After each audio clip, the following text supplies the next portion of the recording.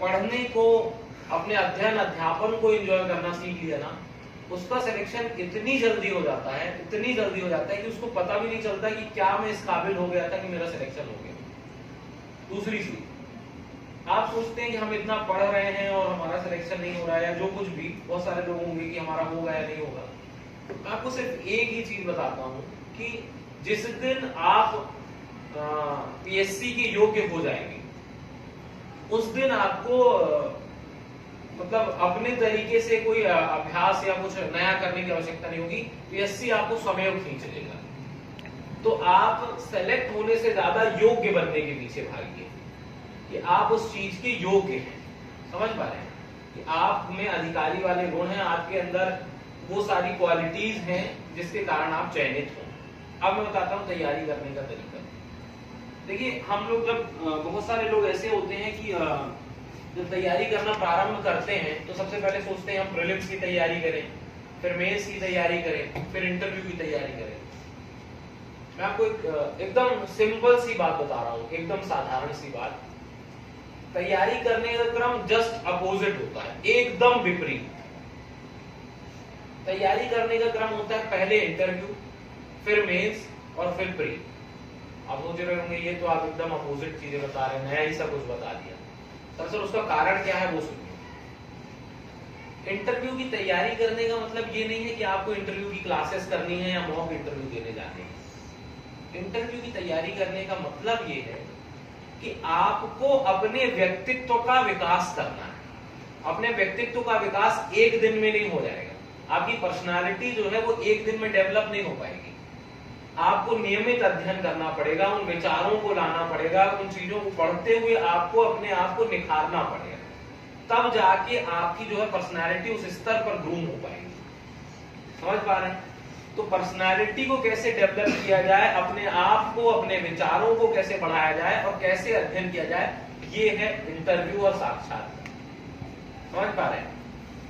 समझ पा रहे हैं ना मैं क्या बोल रहा हूं? तो अपने आप को कैसे डेवलप करना है, अपने विचारों को कैसे परखना है। जो चीज हम पढ़ रहे हैं, जैसे मान लीजिए हम इतिहास पढ़ रहे हैं या पॉलिटी पढ़ रहे हैं, तो हमें अपने अधिकारों का ज्ञान हो। इतिहास पढ़ रहे हो तो हम जाने कि हमारा भारत कैसे, यदि अंग्रेजों का गुलाम ना हुआ होता तो किन किन चीजों से हमें नुकसान हुआ, कैसे हम विकासशील की अवस्था में ही रह गए। तो बहुत छोटी छोटी चीजें हैं जिनको कनेक्ट करते जाना है, उनको अपने विचारों में लाना है कि अब जैसे मान लीजिए हम इकोनॉमी पढ़ रहे हैं, तो हमें पता होना चाहिए कि इंडियन इकोनॉमी की क्या प्रोस एंड क्या कॉन्स है, मतलब क्या पॉजिटिव चल रहा है या क्या नेगेटिव चल रहा है, क्या सकारात्मकता है, क्या नकारात्मकता है। तो उनको विचारों में लाएं, चर्चा करें, बिंदुओं पर चर्चा करें कि देश में ये चल रहा है। जैसे मान लीजिए कहीं पर बात आती है कि अध्यादेश लाया गया, ठीक, किसी विषय पर अध्यादेश लाया गया, भूमि अधिग्रहण बिल पर अध्यादेश लाया गया। अब हमें यही नहीं पता कि अध्यादेश क्या होता है और हम लगे हैं करंट पढ़ने, अध्यादेश लाई गवर्नमेंट और इतने अध्यादेश लाई, तो उसका कोई मतलब नहीं है। समझ पा रहे हैं? तो हमें उन चीजों को कनेक्ट करना है, अपनी पर्सनैलिटी में लाना है कि हम कैसे अपने विचारों को रखेंगे, कैसे बातचीत करेंगे, कैसे इंटरेक्ट करेंगे। ये हो गया आपका इंटरव्यू। तो सबसे पहले, और ये एक दिन की प्रक्रिया नहीं है कि आप एक दिन में सोचिए एक दिन में हम पढ़ लिए और हम डेवलप हो गए। ये सतत प्रक्रिया है जो साल 6 महीने में जाके डेवलप हो पाती है। तो इसके लिए अलग से कोई प्रयास करने की आवश्यकता नहीं है। बात ये है कि आप कोई चीज पढ़ें और उन चीजों को अपने अंदर विकसित करते चले जाएं, उन पर मंथन करते चले जाएं, उन पर विचार करते चले जाएं। तो ये हो गया इंटरव्यू या साक्षात्कार। उसके बाद आती है मुख्य परीक्षा। तो मुख्य परीक्षा का दरअसल क्या है कि पूरी पीएससी की जो रीढ़ है वो मुख्य परीक्षा है। तो हमेशा यदि आप तैयारी करें तो मुख्य परीक्षा की ही करें। प्रीलिम्स आपका अपने आप होगा, लेकिन यदि आप सिर्फ प्रीलिम्स की करेंगे तो आवश्यक नहीं है कि आपका मेंस क्वालिफाई होगा।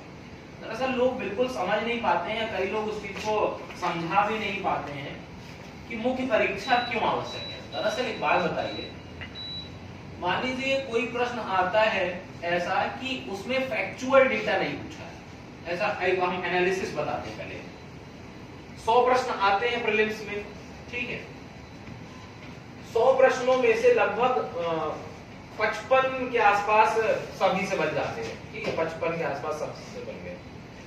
उसके बाद बचा 45 का आंकड़ा। उसमें से 20 प्रश्न उनसे बनते हैं जो ठीक ठाक स्तर पे पढ़ाई करते हैं, सामान्य से थोड़ा ऊपर, है ना, एवरेज से थोड़ा ऊपर। लेकिन चयन किनका होता है, जो मतलब 55 वो हो गए और 20 और जोड़ दिए तो कितना हो गया 75। 25 प्रश्न ऐसे रहते हैं जिनमें सिर्फ चयन उसी का होगा जिसने विस्तृत और गहन अध्ययन कर रखा है। विस्तृत और गहन अध्ययन से क्या तात्पर्य? तात्पर्य ये है कि आपने जितना डीप पढ़ा हुआ है, समझ पा रहे हैं? क्योंकि आप जो है प्रश्नों के उत्तर जो है वो एलिमिनेशन प्रोसेस से सॉल्व करते हैं। एलिमिनेशन प्रोसेस से तात्पर्य ये है कि जैसे कि 4 विकल्प है, अब जिस व्यक्ति ने अच्छे से और गहराई से पढ़ाई कर रखी है तो 4 विकल्पों में से वो 2 विकल्प तो ऐसे ही हटा देगा कि ये हो ही नहीं सकता, ये हो ही नहीं सकता, क्योंकि उसने इतना गहन, जैसे कोई प्रीलिम्स की बस तैयारी करेगा मतलब फैक्चुअल डेटा तैयार करेगा, और जो फैक्चुअल डेटा तैयार करेगा वो कनेक्ट नहीं कर पाएगा एलिमिनेशन के टाइम पे कि ये हो सकता है या नहीं हो सकता। उसको तो सिर्फ यही पता है कि वास्को डी गामा 1498 में आया, ठीक है, अब उसको आगे पीछे की कोई जानकारी नहीं है। अब यदि प्रश्न ये नहीं पूछा और कुछ और पूछ लिया कि उनके बाद कौन आया या क्या हुआ, कैसी कोई घटना हुई, तो जिसने यदि डीप में नहीं पढ़ा है वो एलिमिनेट नहीं कर पाएगा, मूल बात ये। और जो एलिमिनेट नहीं कर पाएगा वो प्रीलिम्स में निकाल पाएगा। और एलिमिनेट करने के लिए मुख्य परीक्षा पढ़ना आवश्यक है। मुख्य परीक्षा का तात्पर्य मतलब गहन और विस्तृत अध्ययन आवश्यक है, कहने का तात्पर्य ये। तो कभी भी सिर्फ फैक्चुअल डेटा को इंपॉर्टेंस देना है पर सिर्फ फैक्चुअल नहीं होना। आप समझिए दोनों बातों में अंतर है। फैक्चुअल डेटा पढ़ना है, उसको मतलब कमजोर नहीं करना है, पर सिर्फ फैक्चुअल नहीं पढ़ना है। हम सिर्फ फैक्चुअल हो जाए, हमें कोई नॉलेज नहीं है, हमें कोई मतलब नहीं है। जैसे मान लीजिए एक प्रश्न आता है इतिहास में, एक यदि आप लोगों ने मतलब मुख्य परीक्षा के बारे में पढ़ा होगा ना भी आप लोगों ने, तो यदि सिलेबस देखा होगा उसमें एक टॉपिक है इतिहास में ब्रिटिश शासन की भारतीय अर्थव्यवस्था पर प्रभाव, ऐसा कोई पॉइंट है ना, कि ब्रिटिश शासन काल का भारतीय अर्थव्यवस्था पर क्या प्रभाव पड़ा। अब दरअसल आप प्रशासन में, शासन में जाने वाले हैं, उसमें पॉलिसीज का बहुत महत्व है कि कौन सी पॉलिसीज कैसे बनाई जा रही है, उसका दूरगामी और क्या इफेक्ट पड़ेगा। तो उन पॉलिसीज को कैसे एनालिसिस करना है, उन चीजों को कैसे देखना है, इन चीजों का बहुत ज्यादा महत्व है। तो मुख्य परीक्षा में हम यदि पॉलिसीज पर ध्यान नहीं देते हैं, यदि हम उन टॉपिक्स का एनालिसिस नहीं करते हैं, तो उन चीजों का कोई मतलब नहीं। जैसे मैं अब आपको एक चीज बताता हूं, जैसे मान लीजिए वही मैं उसी टॉपिक की बात करता हूं कि ब्रिटिश शासन काल का भारतीय अर्थव्यवस्था पर प्रभाव। अब इस पर हम इंडियन इकोनॉमी ले लेते हैं, ठीक है, ये IE इंडियन इकोनॉमी, ठीक है, भारतीय अर्थव्यवस्था।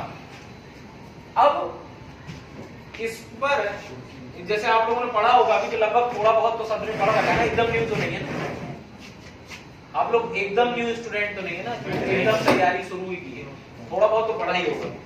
अब यदि हमें इसकी हमें सिर्फ ये बस पता है कि हम वो क्या कहते हैं, भू राजस्व व्यवस्था। अब यदि हमें ये टॉपिक एक्चुअली क्या है, इंडियन इकोनॉमी जो है वो मेंस में हर बार जो है या तो 15 नंबर का आता है, या इसके जो सब टॉपिक्स हैं, मतलब इसके अंदर जो टॉपिक्स हैं वो 6 नंबर के प्रश्नों में हमेशा आते हैं। अब जैसे जो सिर्फ प्रीलिम्स की तैयारी करेगा वो इसमें क्या याद रखेगा कि भू राजस्व व्यवस्था कब आई, क्या था, और उसमें से 2-3 नाम है, स्थायी बंदोबस्त, रैयतवाड़ी, महालवाड़ी, तो कौन लाया था, सिर्फ यही याद रख पाएगा और उससे ज्यादा वो कुछ याद नहीं रखेगा। जबकि आवश्यकता क्या है इसमें, ये व्यवस्था क्या है, ये कैसे बनी, इसकी आवश्यकता क्यों पड़ गई, फिर इसके परिणाम क्या हुए। तो एक तैयारी करने वाले अभ्यर्थी को उस टॉपिक से बनने वाले समस्त प्रश्नों का आकलन होना चाहिए। कि मान लीजिए आप एक प्रश्न हम लेते हैं, एक टॉपिक लेते हैं 1857 की क्रांति। तो 1857 की क्रांति में यदि हम सोचें कि अगर हम मेंस देने जा रहे हैं तो आप पेपर बनाने वाले हैं, तो कितने प्रश्न मैक्सिमम बना पाएंगे। 1857 की यदि क्रांति हम देने जा रहे हैं, पेपर आप पेपर बनाने वाले हैं। मैं तो ऐसे ही पढ़ता था कि मैं ये सोचता हूं कि मैं पेपर बनाने वाला हूं, मेरे पास ये टॉपिक है, इससे आपको एक प्रश्न डालना है। तो आप उससे मैक्सिमम क्वेश्चन क्या बना पाएंगे? तो एक बनाएंगे कि 1857 की क्रांति के कारण बताइए, एक बनाएंगे 1857 की क्रांति के परिणाम बताइए, एक प्रश्न बनाएंगे 1857 की क्रांति की असफलता के कारण बताइए।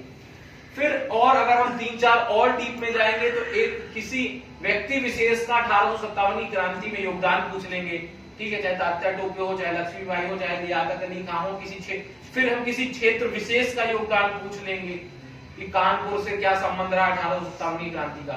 और एक और अंतिम प्रश्न बनेगा कि मध्य प्रदेश के संदर्भ में 1857 की क्रांति के बारे में बताइए, ठीक है।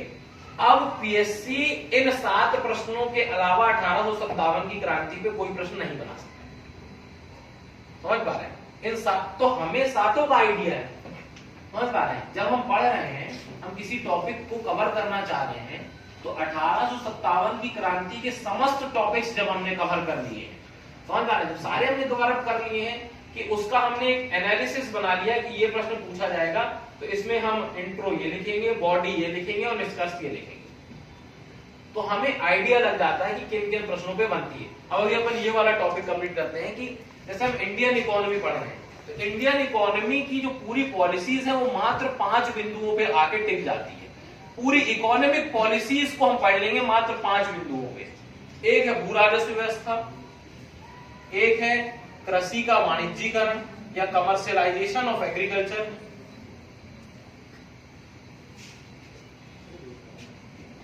ठीक है, कृषि का वाणिज्यीकरण। एक था डी इंडस्ट्रियलाइजेशन या उसको हिंदी में कहते हैं विऔद्योगीकरण, दे देंगे सर को।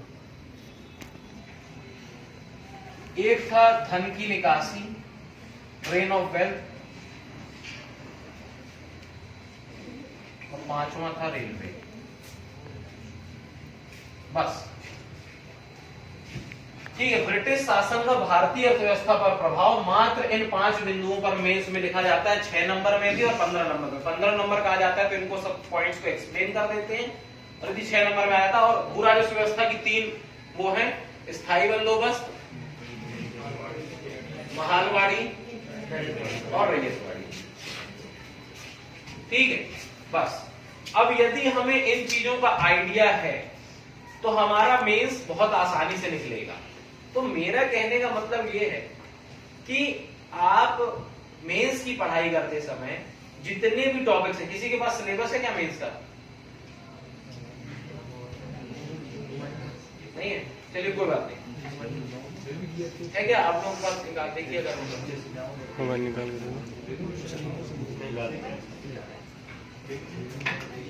मेंस के सिलेबस को कैसे कवर करना है मैं आपको बता रहा हूं। एक साधारण सा टॉपिक है, उस टॉपिक को अच्छे से लेना है। कैसे लेना है? जैसे मान लीजिए हम इतिहास का कोई भी टॉपिक उठाते हैं, जैसे पहला टॉपिक है विश्व इतिहास में पुनर्जागरण है, तो दिखाइए।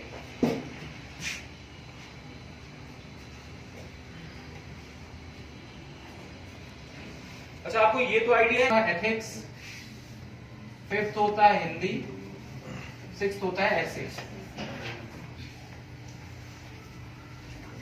ठीक है।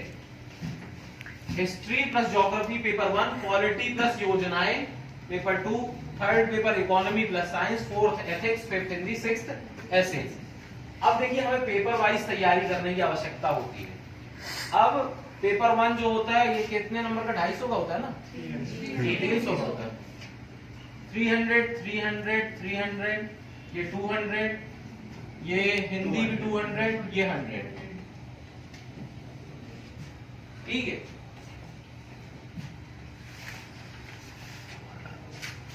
तो जब आपको